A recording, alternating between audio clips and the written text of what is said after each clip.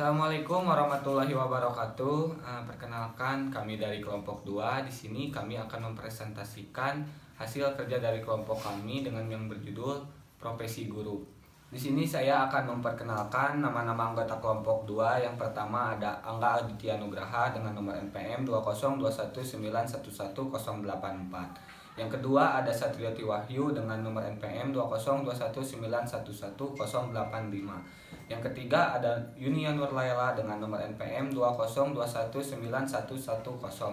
Yang keempat ada Muhammad Faris Mubarok dengan nomor NPM 202191110. Yang kelima ada Aditya Rahman dengan nomor NPM 202191117. Di yang pertama ada sejarah singkat profesi guru di Indonesia.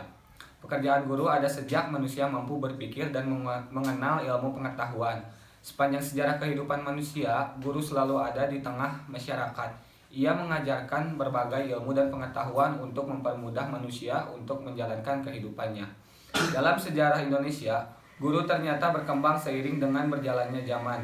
Mulai dari zaman Hindu-Buddha, Kesultanan, bahkan sampai hingga reformasi saat ini. Lalu selanjutnya ada tugas dan fungsi seorang guru yang akan dijelaskan oleh Angga Aditya Nugraha. Kepadanya dipersilahkan. Baik, terima kasih kepada Saudara Paris yang telah memberikan saya kesempatan untuk membacakan materi tentang tugas dan fungsi seorang guru. Guru adalah sosok yang dapat membentuk jiwa dan watak peserta didik, serta mempunyai kekuasaan untuk membentuk dan membangun kepribadian anak didik menjadi seorang yang berguna bagi agama, nusa, dan bangsa. Tugas guru ada dua, yang umum dan yang khusus. Yang pertama yang umum, mendidik dalam operasionalisasinya adalah rangkaian proses mengajar, memberikan dorongan, memuji, menghukum, membentuk contoh, dan membiasakan. Yang kedua ada khusus. Yang pertama sebagai pengajar, yang kedua sebagai pendidik, dan yang ketiga sebagai pemimpin. Mungkin dikembalikan lagi kepada moderator. Terima kasih.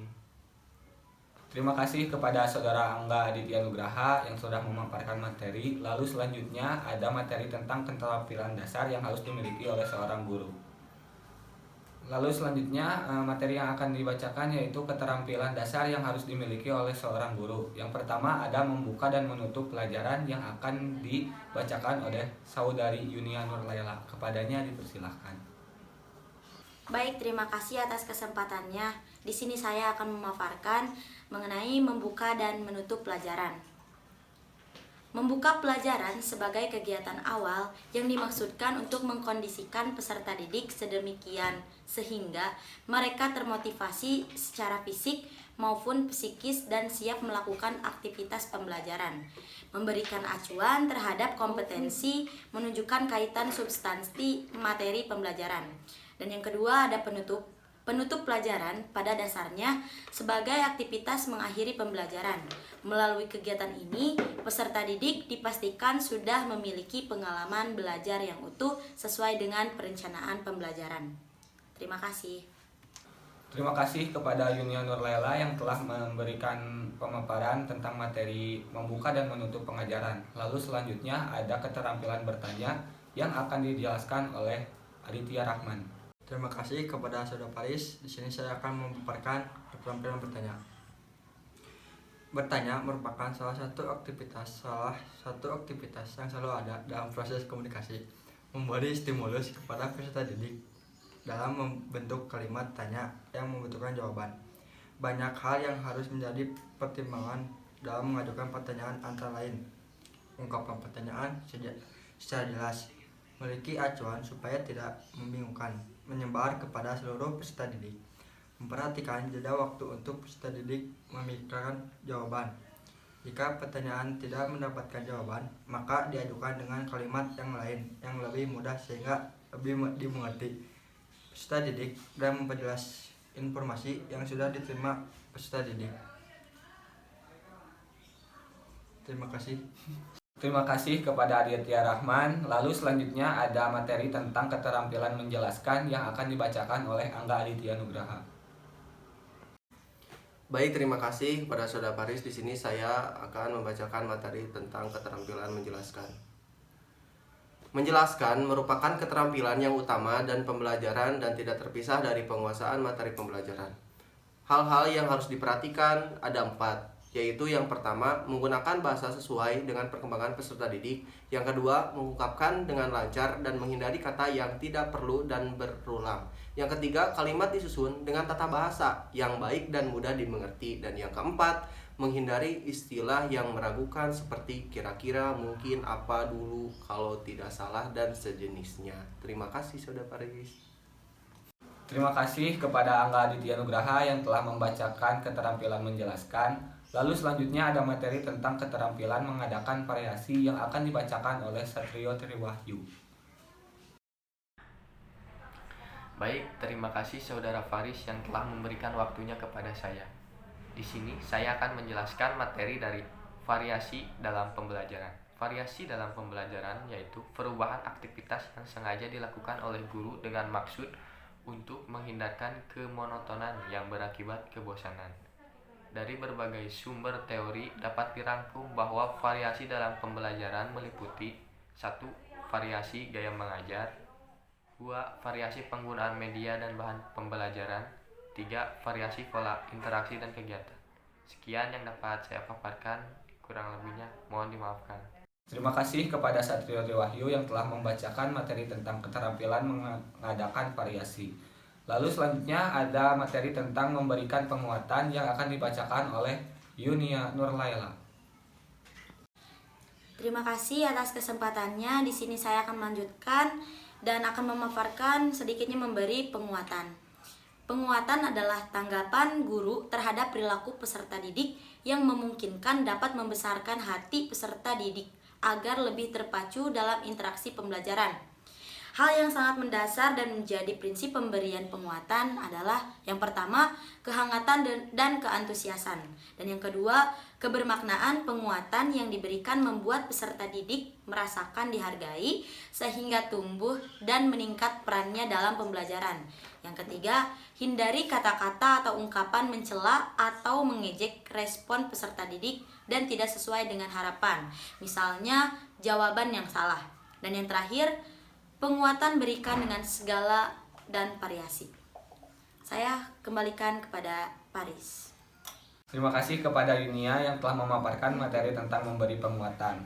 Lalu selanjutnya ada materi tentang mengelola kelas yang akan dijelaskan oleh Aditya Rahman.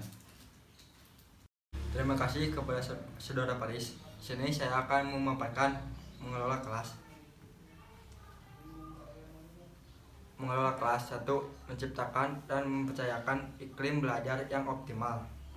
Keterampilan ini membutuhkan kemampuan guru untuk menginisiatifkan kegiatan pembelajaran yang optimal. Oleh sebab itu harus tanggapan terhadap karakteristik peserta didik, menguasai materi dan strategi pembelajaran, menguasai cara membagi perhatian, menguasai cara memusatkan perhatian individu, kelompok, klasikal, tepat memberikan petunjuk kepada peserta didik, terampil memberikan penguatan. 2. Mengembalikan kondisi belajar yang optimal, memiliki penguasaan tentang cara memodifikasi tingkah laku yang menyimpang, terampil pengelolaan aktivitas belajar dalam kelompok, mampu menemukan dan memecahkan tingkah laku yang menimbulkan masalah. Terima kasih. Terima kasih kepada Aditya Rahman yang telah memberikan materi tentang mengelola kelas. Lalu selanjutnya ada penjelasan tentang membimbing diskusi kelompok kecil yang akan dijelaskan oleh Angga Aditya Nugraha. Baik, terima kasih atas waktunya Saudara Paris. Di sini saya akan memaparkan materi tentang membimbing diskusi kelompok kecil. Keterampilan membimbing diskusi kelompok kecil untuk memaksimalkan aktivitas peserta didik di dalam pembelajaran antara lain dilakukan melalui diskusi dan perhatian dengan hal-hal berikut.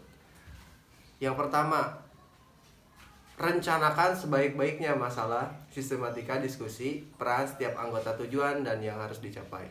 Yang kedua, pada saat diskusi berlangsung, guru harus cermat memperhatikan interaksi di dalam kelompok. Yang ketiga, lakukan pengendalian terhadap aktivitas kelompok jika terdapat pergeseran atau penyimpangan dari pokok masalah diskusi di kelompok. Dan yang terakhir, Berikan arahan atau tuntunan sedemikian sehingga kelompok bisa mengkonstruksi dan menemukan penyelesaian masalah yang didiskusikan. Terima kasih. Terima kasih kepada Angga Aditya Nugraha yang telah membimbing diskusi kelompok kecil. Lalu selanjutnya ada materi tentang mengajar kelompok kecil dan perorangan yang akan dijelaskan oleh Satrio Triwahyu. Baik, terima kasih Saudara Faris yang telah memberikan waktunya kepada saya. Di sini saya akan menjelaskan materi dari keterampilan belajar kelompok kecil dan perorangan. Aktivitas ini pada umumnya terjadi jika guru melaksanakan pembelajaran klasikal. Keterampilan kelompok kecil ini kemampuan guru melayani kegiatan peserta didik dalam belajar kelompok dengan jumlah antara 3-5 orang setiap kelompok. Sedangkan keterampilan pengajaran seorangnya atau pengajaran individu adalah kemampuan guru dan dalam pembelajaran dengan memperhatikan tuntutan-tuntutan atau perbedaan-perbedaan individu peserta didik.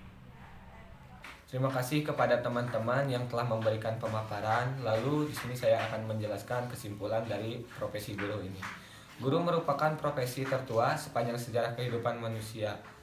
Ibu guru atau bapak guru selalu ada di tengah masyarakatnya. Ia mengajarkan berbagai ilmu dan pengetahuan untuk mempermudah manusia menjalankan kehidupannya.